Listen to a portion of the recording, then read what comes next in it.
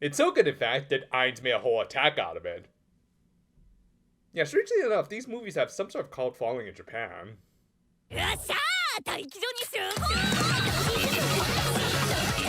We opened this week with AI hosting an animal quiz show with her senpai VTubers, all of whom knew next to nothing about the show's subject matter. So, this is basically every celebrity game show ever. The first question was, what sort of treat did verve monkeys enjoy that humans also commonly enjoyed?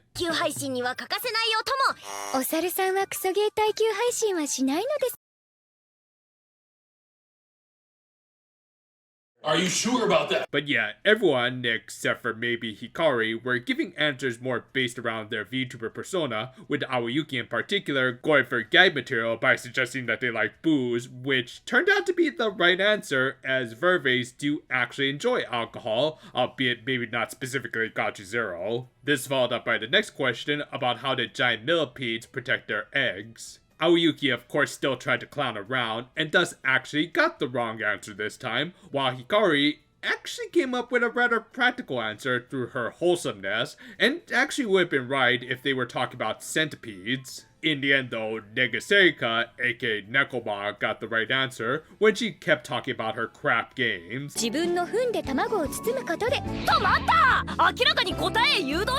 Yeah, interestingly, the low-key best interactions in this episode were probably between Aoyuki and Eri, as they kept kind of switching between who was the straight man and the stooge in this scenario. I like this because it showed that neither VTuber was completely sane, and were capable of being equally clownish. A lot of it, of course, had to do with maintaining their VTuber persona, or I at least hoped that was the case, with AI, as the next question was, what were the unique mating rituals between some hermaphrodite sea slugs? Of course, Hikari got the right answer to balance things out between the three, though to elaborate on what exactly the answer was when it came to fighting.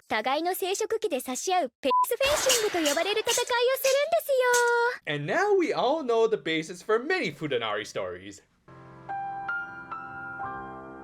With that, they went into a sudden death round where the question was, what sort of attacks did desert horned lizards use to protect themselves with? And of course, Aoyuki had to go with the raunchiest answer possible. Why are there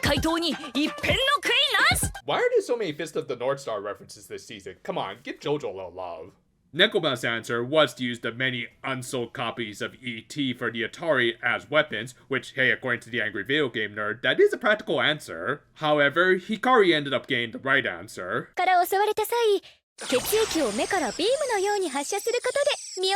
Okay, there's the reference I was looking for. Seriously though, that's a legit interesting little factoid, and also metal as hell. In fact, all of this trivia was legit educational and fun, so good on this show for also overtaking another animal anime that shall go unnamed. However, probably because of all their clowning around, Shion started to realize that she needed to work on her VTuber character too. Thus, the next day, she invited Aoyuki to her apartment for a collab stream where they'd report on the happenings of their co-workers. And just as soon as she arrived, Shion introduced Aoyuki to her quirk, and I'm not talking about the superpowers from that shonen manga that recently ended. Somewhere Kairo is throwing a tantrum in envy. And yeah, in case you're wondering, I think there was a reason why Shion was unable to contact her most obvious partner in the baby play VTuber. A reason that we get to in a little bit. Though for now, I guess she went with Aoyuki since she was the most susceptible to being mommy-domed, and not to be confused with dummy-mom, there's a big difference. And yeah, it's kind of ironic this is happening right after an episode where she said Shion was the only normal VTuber she knew, though I'd argue Mashion should also count, and is now probably the only truly sane one left in this group.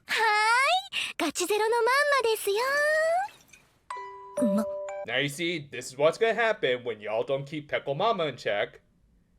Y'all gonna be pushing for this even harder now, aren't you?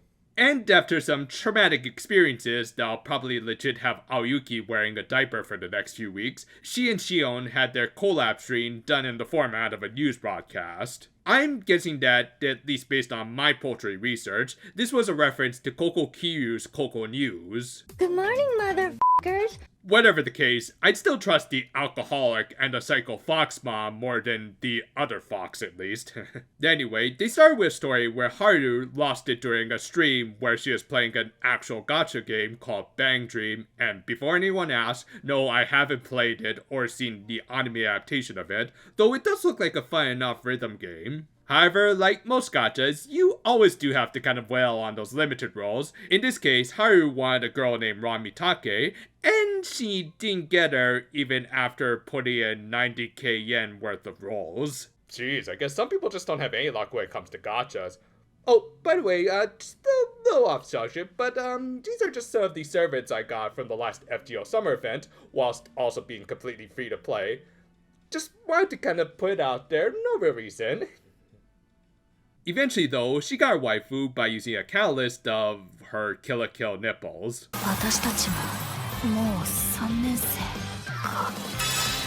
And in case you're wondering, no, that's not Aoyuki providing more banter. Ron shares the same VA as her, so it's yet another Ria situation. Following that, they watch Hikari try to do a super spicy noodle mukbang.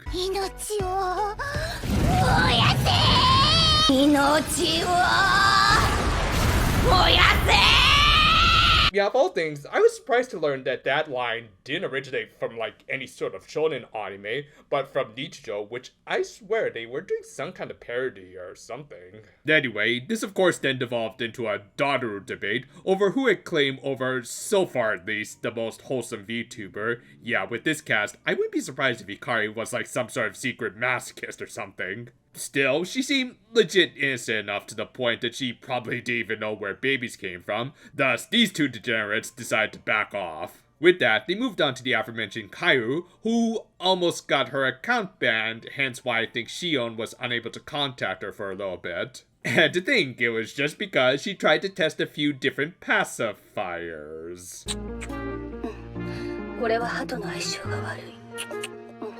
Ai Kayano, please, fire your agent. Still, somewhat to her credit, she did at least negotiate her way out of getting banned, and was a dedicated worker when it came to interacting with her fans. Though, probably should have mentioned that she has an actual job, or else that might trigger her. Anyway, during a mostly wholesome bath scene, Shion revealed another reason that she chose not to collab with Kaoru was because she felt that her fellow 4geners should get first dibs, which, between these two, I would probably be the more likely collabor and not this stan chick. With that though, the episode ended with Aoyuki ominously narrating a future encounter with her. The ending theme was a pretty romantic duet between Shion and Sei, with the former doing most of the singing, but damn, when she's not going over the top, Yu Kobayashi actually has a really beautiful singing voice. It honestly kind of makes the ship between these two all the more enticing. While a little lighter on Aoyuki's individual development, this did feel like a very important episode when it came to exploring the relationships between all of the VTubers of Live On. It showed how most of them could actually play both the straight man and the stooge because they all worked on their online personas enough that they could have that sort of flexibility whilst remaining in character. In Shion's case, that did mean that she needed to expand her character a little, which certainly produced some interesting results.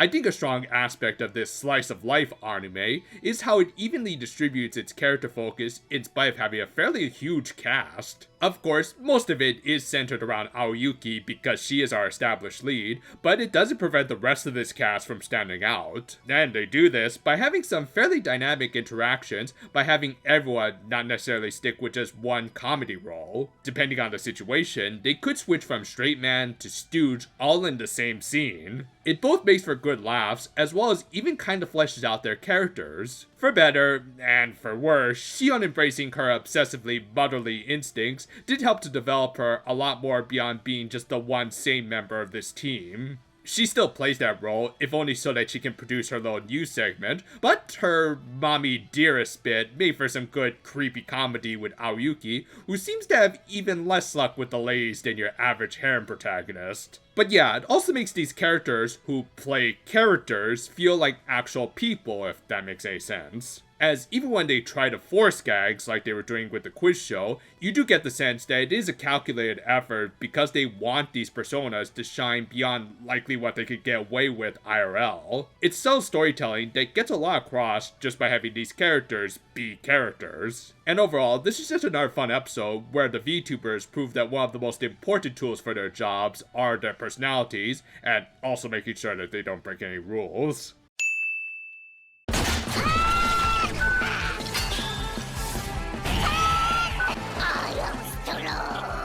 Damn, Rara became a whole lot more metal after her series ended.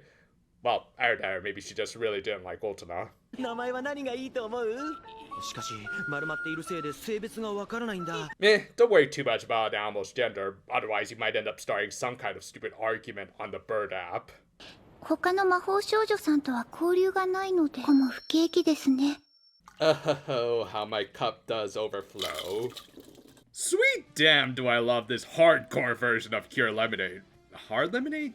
Gotcha Zero? Well, anyway, Hibana is just a great character and an example of how to pull off subversions right. Like, I was actually expecting some sort of innocent victim magical girl was going along with dickhead fairy like Byakuya was, maybe with a slight edge to her, and yet I wasn't expecting the whole goddamn knife with this girl, who can only explain her bullshits by dropping all of the F-bombs. I also like that, for now at least, she does have a good relationship with our fairy, who's some sort of bizarre combo of Elizabeth and Sakamoto. But yeah, he at least seems like he's being transparent with her, and does genuinely care for her. Really, I'd love to see a spin-off with just these two, but they also do add an interesting new layer to Byakuya and Mira's relationship, with the latter being a little conflicted about using another magical girl as his personal punching bag just to maintain his reputation, and fearing that he might end up hurting one of his girlfriend's comrades, which wasn't exactly the case at first, but the ending does hint at more between these two, which if it means we get more of Cure Hard Lemonade, then oh boy am I looking forward to next week. Thank you for watching what's really become one of the most fun seasons to cover for this channel. Yeah, I know some of our subscribers want us to go back to more magical girl stuff, especially Precure, and we will kind of do that next season, and revisit Precure early 2025, but for now, thank you to all of you for at least sticking with us through this more experimental phase of this channel. And until next time though, farewell for now my friends, and hey, did you know about a certain unusual behavior that ducks, dolphins, and chimps all share? Well, you see, when they find a female, they